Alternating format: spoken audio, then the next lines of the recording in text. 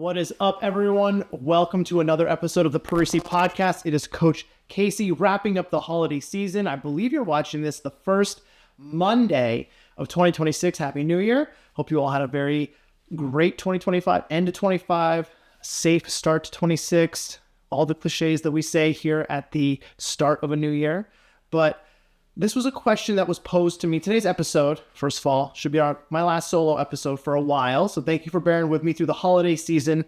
But it was a great question that was asked to me in our 2025 All Access group. That's the All Access monthly education platform we run through Parisi Speed School. Shameless plug. But it was a great question. And I was asked if I had to start over in this year, and I'm going to say because it's 2026, if I had to start over for the year 2026, what would I do? This was asked by one of the younger coaches in the All Access platform, someone who's graduating in May. And really, I think just wanted to know what are some good starting places for those getting into the industry in sports performance in 2026. And I actually think I had a very complete answer. So I said, hey, appreciate the question. Can I use this for the podcast? They said, yes, absolutely. So shout out Aaron. Thank you so much for the question for this week's podcast episode. And I don't want to say that this is the way to start in 2026, but this is a question we get a lot at Parisi because we do have a lot of younger coaches, newer coaches to the field, start at Parisi Speed School affiliate locations or become an independent coach in the Parisi network because there's a lot of structure, right, in a training system. You've heard past episodes, Antonio and I have talked about the benefits of a training system, and there are a lot of benefits. We're very pro training system here, obviously, but because of that, we do tend to see a lot of younger and new to the industry coaches. And the flip side is we have a lot of veteran coaches that have been around for 20, 30 years that are looking for a strong system to expand their business on. We can get to that in a later episode with certain guests. But what would I do if I had to start over in 2026? I have 4 things written down on the giant whiteboard that you can't see. If you're listening to this, you can't see anything. But if you're watching this on YouTube, you can't see the show note preps on the whiteboard and below the camera. So number 1, if I had to start over in 2026, is I would work at the place in my niche, or a place that would give me the most exposure. So this is something that I lucked into at the start of my career, and I would not change it for anything, which is why it is number 1. So if you're someone who wants to get into sports performance, I would look at working at the place that puts you in that niche of sports performance. Now, that doesn't necessarily mean that you're training people. It could mean that you are working as an assistant in a PT clinic that caters to sports medicine. It could mean that you are working as a paid or unpaid intern at a very, high-profile sports performance facility. It could mean that you're working as an entry-level coach, like a Parisi Speed School entry-level coach position, but you're working hands-on with training groups in sports performance. Or if you're someone who maybe you're looking to go more independent, you want to do some more customized small group, and you want to work at a gym setting, go apply for the front desk job at the Sportsplex. Go volunteer to run the Zamboni on the ice rink if you're looking to work with hockey players. Just work in the area that is related to the niche or population that you desire to train. I think a lot of times we hold out for the end-all be-all position, but we lose fact that we need to be networking in the industry, in the population we want to train, right? If I want to work with soccer players, I need to be around soccer players. If I want to work with teams, I need to be around the places where teams go. And that can be the field house where they rent indoor space. That can be working grounds at the park. I know it might not be glamorous, but again, remember, if you're just starting out, I'm assuming you have a lot of time on your hands. So to be able to be around in a paid capacity, that's the added bonus here, to be around the population in a paid capacity, it pays off because you can use that time to network, to have the conversations in a very low level, low threatening. I say like threatening, meaning like a coach isn't going to assume you're trying to sell them on anything, but you're able to build contacts. You're able to build your book of business in a very easy to implement way. So the number 1 thing I would do is work I would work in a place that gives me the most exposure to the population that I want to train, even if it's not as a performance coach. That's key here. In any capacity, because that's where you can start and then grow from there until as you kind of get the bearings. And you might find yourself, I know, quick anecdote, whenever I would hire someone new at our Parisi Speed School, it was always a combined position to make sure that they had enough hours to be kept in the building. So it could be as a personal trainer working with Gen Pop clients and then during the day, and then our sports performance program in the Parisi Speed School at night. It could be if someone was certified as a lifeguard, like, can be just like the random, like I was in college, I got certified as a lifeguard, it was my summer job. Well, we had a pool at our health club, so maybe you're working lifeguard duty during the day and then you're in our sports performance facility at night. We had an athletic trainer. She would work in the PT clinic during the day and then come to the sports performance at night. So it was basically a mission of mine to make sure each performance coach could be kept in the building to talk to the members, to the athletes, to the families that we would see throughout the day, and just keep them close by to where they would be housed for sports performance. So it was a very collaborative position. It worked really well to help each coach really build their own individual book of contacts.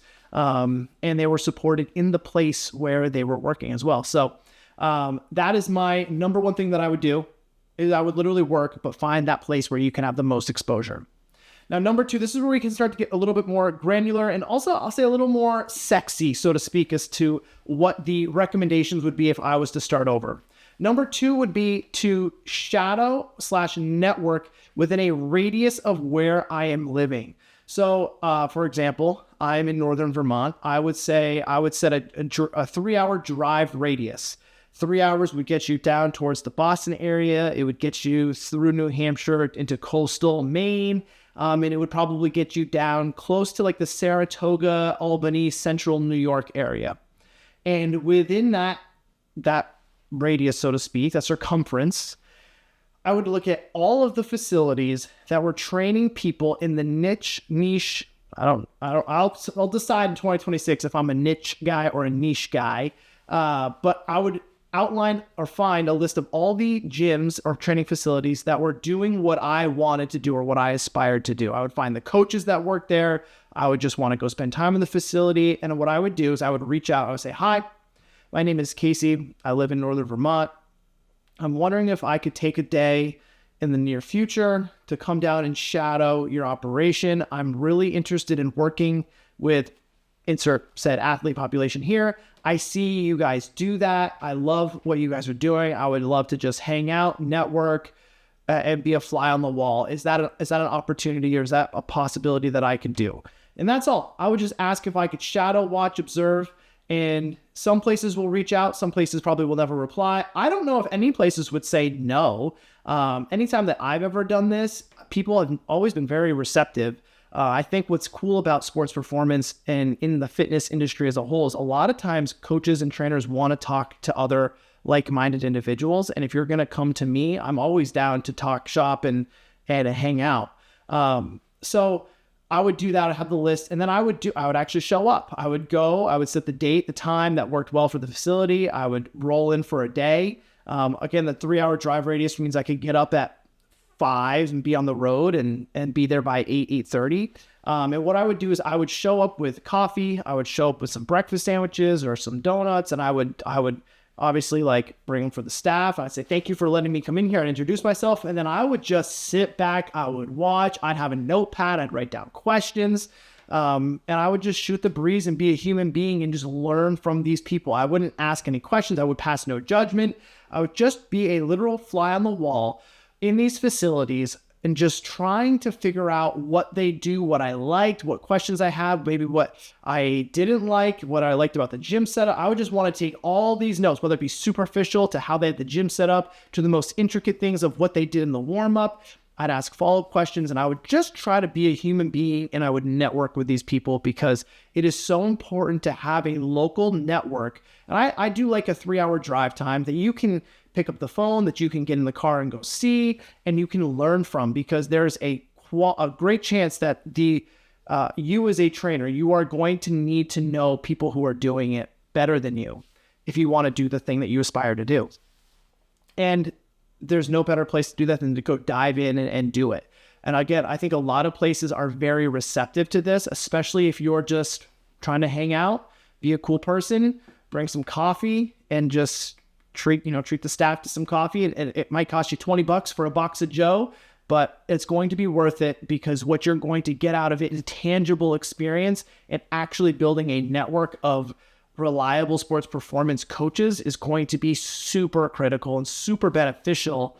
And that also goes for universities, right? Like, I know one of the things I did early in my career is I went and shadowed at University of Vermont just to see what a Division I weight room looked like, and just see how they worked with athletes at a large scale, and they had teams coming in. So I was very well versed in working one-on-one, but I wasn't very good or familiar with seeing 20 to 25 athletes at a time.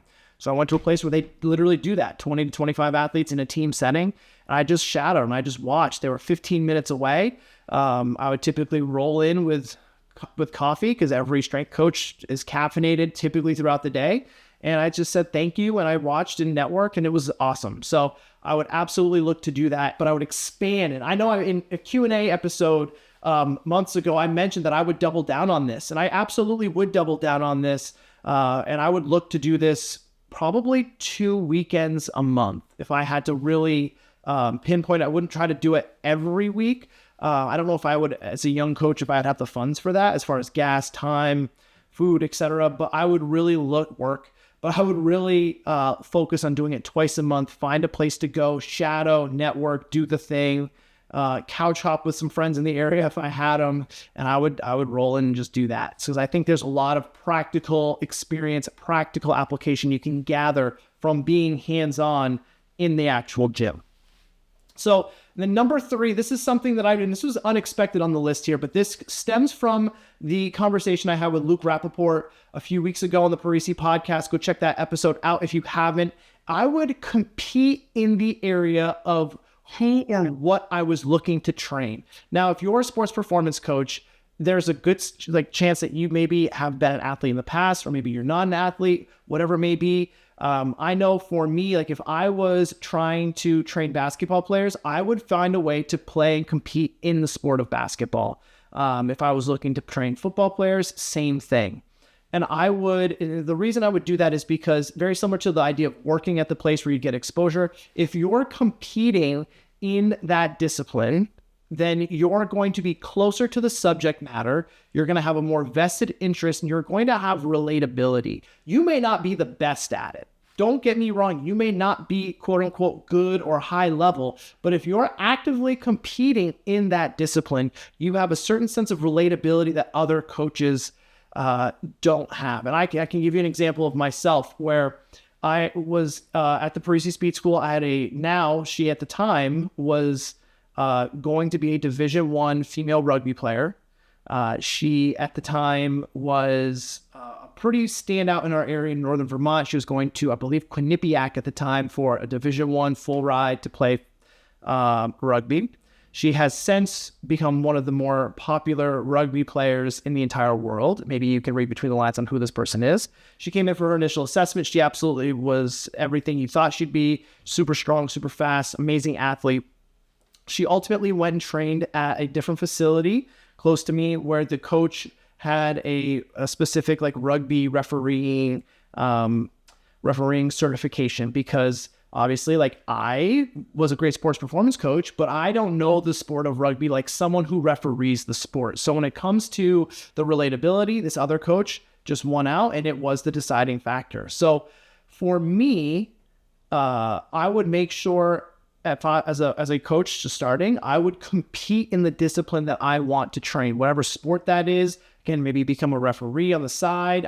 But it's going to put you in a position to have more relatability that will absolutely move the needle for those looking to train with you. For sport coaches looking for a sports performance coach, individuals, for small groups, it's going to give you a certain level of relatability that is going to move the needle on the marketing and sales side of your coaching business. So compete in the discipline. I know Luke, when he was on the pod, he was talking about doing Apex and just kind of the idea of really diving into a sports performance program for himself.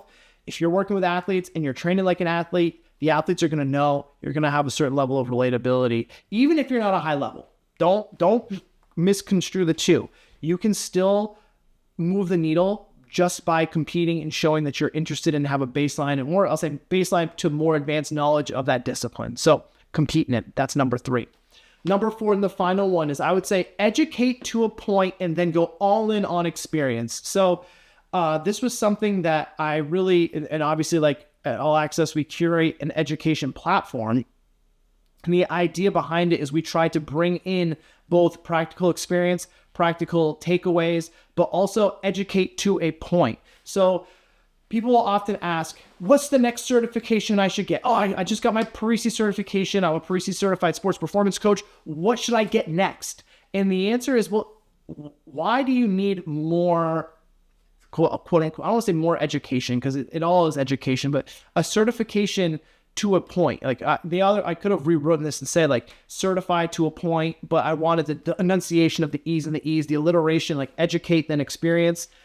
You want to make sure you have the education and the certifications that get you in through the door, right? That's hands down. You need the personal training certification. You need the CSCS.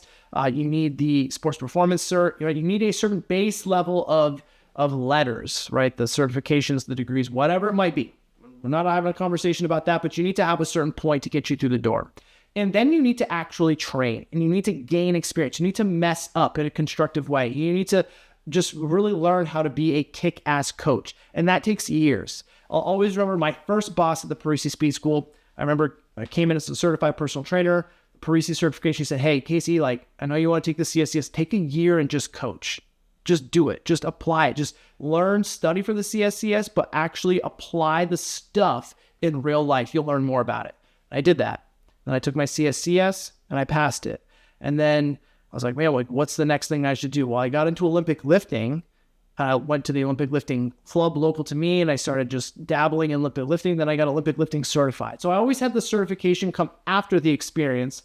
And I don't know if I would necessarily do that because I don't know if I need the certification, so to speak. I'm not saying it's not valuable. I didn't really do anything with them. It was just to further my education. But what I really valued was the experience and the hands-on learning and the hands-on application of all of those disciplines. So I would say your education on paper, you should do it to a certain point, right? And whatever that point is going to be, I think, a lot lower than you think.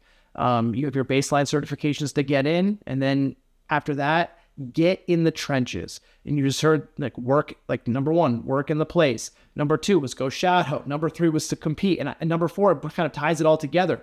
Those previous 3 bullet points are going to help you gain the experience because ultimately when it comes to longevity in this industry, I think a lot of it comes down to your experiences and your ability to take those experiences and relate it to the people you train, the people that you work with, as who you work for. And when you're going through an interview, I can say this as someone who's interviewed probably, I don't want to say 100, but I think I've probably done 50 to 75 sports performance interviews in my time. Very fortunate we haven't had a lot of turnover in our facility, so I haven't had to do a lot of interviews, but 50 to 75 interviews through internships and actual paid positions. And the idea was, I see the education, cool, but that doesn't mean that you've actually done the thing. What you can show me on paper doesn't mean you can actually deliver a quality training session. So I want to know more about those experiences that you have outlined.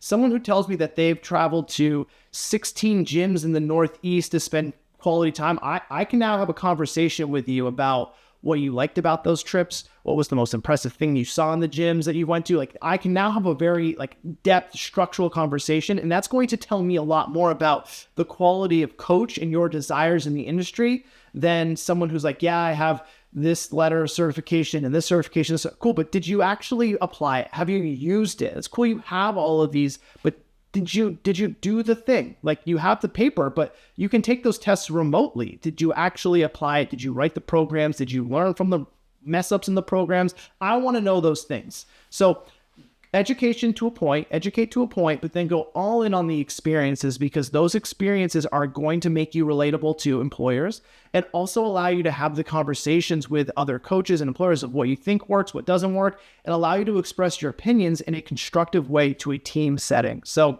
if I had to start all over in 2026, I would get an entry-level job surrounding me to the people that I want to train. I would obviously shadow and network, but I would really search out the gyms in a local radius to me that I can go spend time with and network with. I would compete in the discipline that I aspire to train. And then I would educate myself to a point, but then I would go all in on the experiences surrounding the first 3 bullet points, but surrounding the experiences that I can take and add to my education repertoire, so to speak. So I think in 2026, if you're someone just getting started, I hope that this list seems simple, right? I think that it shouldn't be overcomplicated. It's just going to take a lot of time. And early in your career, or if you're trying to pivot into this career, that's what you have to your advantage. You have time. And if you can take the time and really learn and network, you're going to reap the rewards. It's the coaches that are like, I applied to this job, but they don't actually spend time in the industry, in all the different things that maybe aren't the final boss, so to speak. They're not the end result that you're aspiring to, but I can assure you that I don't know if I'm at my final boss yet. I don't know if I'm at the end result that I want. I think that people that always have a growth mindset will always be looking for the next thing, or looking to grow into the next form of themselves. Even if it's at the current place that they're at, they're still always looking to evolve. So they're always going to be chasing the next thing. So take the time that you have now and really invest in yourself. All 4 of these bullet points that I outlined have to do with investing in yourself, but in very applicable, entry-level, actionable ways. Like, you can do all of these things in the next week. If you 100% can find a way to do all of these things in the next week, then I think that will really dramatically change the way that your 2026 looks. So hopefully this kind of gets the wheels turning, really starts to have you guys think about what are ways that you could get more involved in the coaching world or sports performance world in 2026. And I will end with an ask. If you know someone who is looking to get into sports performance in 2026, if you have a graduate coming up in your life, if you have someone who's looking to make the pivot into sports performance in 2026, or if you have someone who is just getting started within the last year, please send them this pod. Send them the YouTube video, send them the share button on Apple Podcasts or Spotify, wherever you're listening to this. Send this to them and say, hey, this 20, 30, I don't even know how many minutes it is, but this podcast is going to be worth your time. Get a piece of paper out, get audio notes out, start talking to yourself about it, and make it happen for you in 2026. I'm Coach Casey. I'm signing off. This is the last solo pod. You will start seeing more guests in 2026. I cannot wait. And we have the Parisi Summit coming up in a few months in March, and we're going to have a ton of content coming out of that. So I look forward to a great 2026 from the Parisi Podcast, and I'm signing off. I will see you all on the next episode.